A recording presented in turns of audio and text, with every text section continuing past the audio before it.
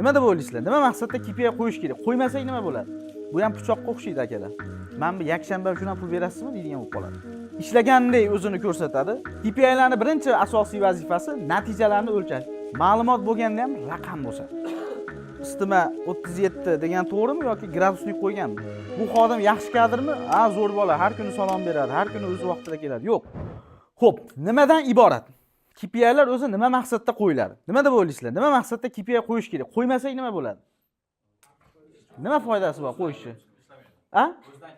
O'zidan kelib chiqib ishlamaydi. Yana nima bo'ladi qo'ymasak? Okey. Umuman savdoni oshirish uchun. Yana nima bo'ladi? Qo'ymasak nima bo'ladi? Bilasizlarmi, bu naborot ba'zida, a? Yaxshi. Okey. Vazifalar nimadan iborat? Qaranglar. Nima maqsadda qo'yamiz, o'zi nimaga kerak bu narsa? Chunki bu ham pichoqqa o'xshaydi akalar. KPI pichoqqa o'xshaydi.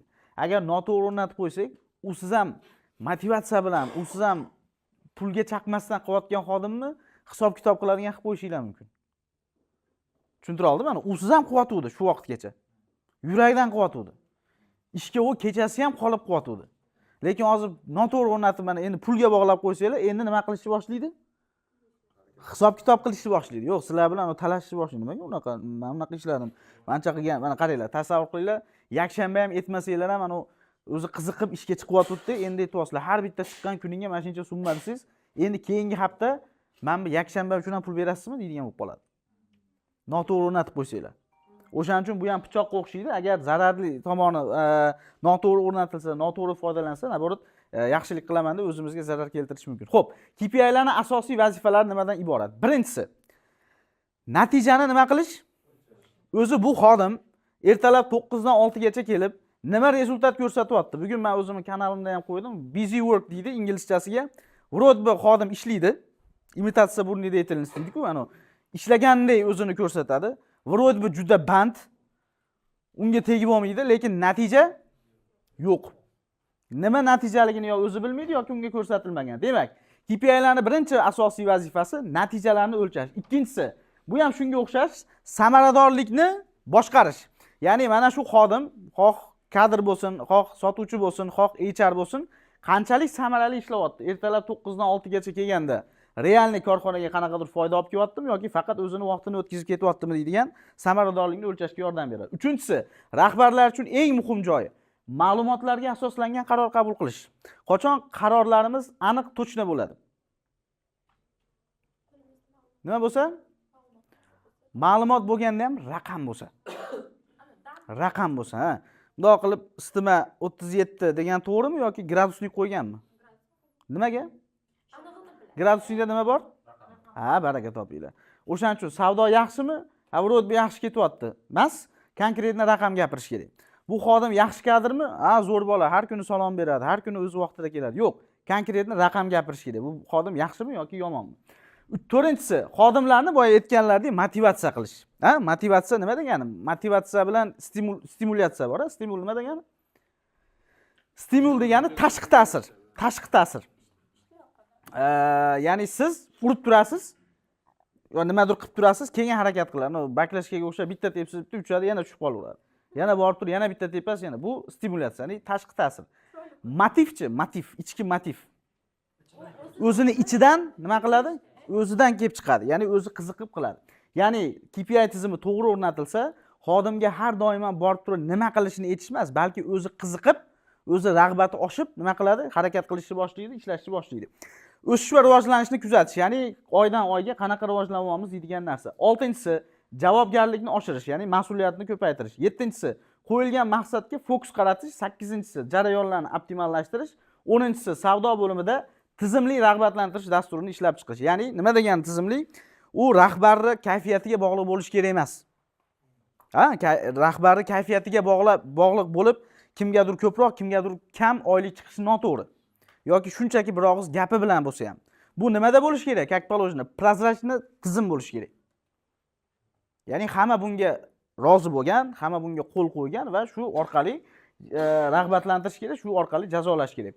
10-inchisi, xodimlar uchun asosiy vazifalarni belgilash uchun. Bu ham nimaga muhim? Hozir mana bu yerda ham gaplashamiz. KPI teng bu nima ekan? Fokus. Nima degani fokus? E'tiborni mana lupani ham bundoq katta olsak, hamma joyga tushadi, yoqib yormaydi. Lekin bundoq qisqartirganimiz sari bitta joyga fokus qarasak, qog'ozni nima qilib yuborishi mumkin? Yoqib yuborishi mumkin. Qaranglar, KPI faqat sotuv menejeriga emas, korxonani o'zini KPI bo'lishi mumkin, yillik. Xodimni o'zini KPI bo'lishi mumkin. Shaxsiy KPI'lar ham bo'lishi mumkinmi?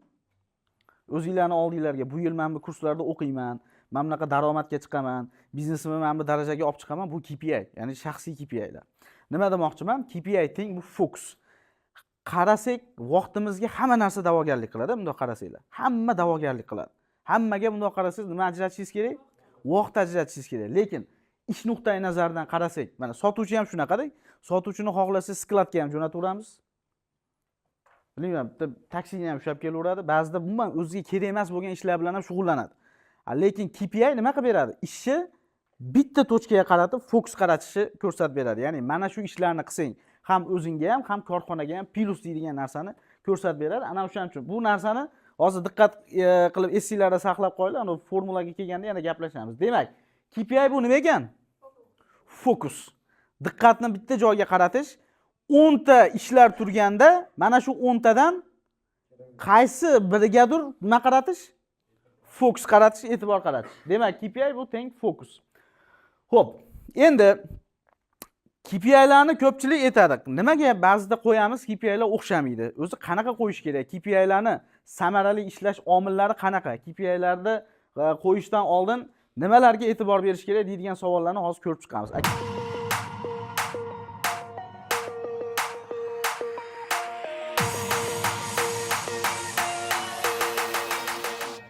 Bundan bir yil oldin savdo menejeri kursida ham o'qiganman. O'sha savdo menejeri kursidan yaxshi natijalar ko'rsatganimdan keyin men qaror qildim ROP kursida ham o'qishga. Hozir ROP kursini bitirib, men diplomlarni oldik. O'ylardim, kursda o'qishim shart emas. Shundoq ham bilaman, sotuvni shundoq ham bilaman, shundoq ham tajribam yetarli. Shundoq ham zo'rman. Asosiysi mijozga yaxshi gapirsam bo'ldi, u yog'i zo'r bo'lib ketadi deb o'ylardim. Xato o'ylagan ekanman. Agar sizga ham shu kabi natijalar qadrli va qiziq bo'lsa, M-Factor biznes maktabida sotuv menejeri kurslarida tajribali mutaxassislardan bilimlarni oling. O'zlashtiring va o'zingizni tajribangizni biznesingizni yangi pog'onaga chiqishini sababini qiling.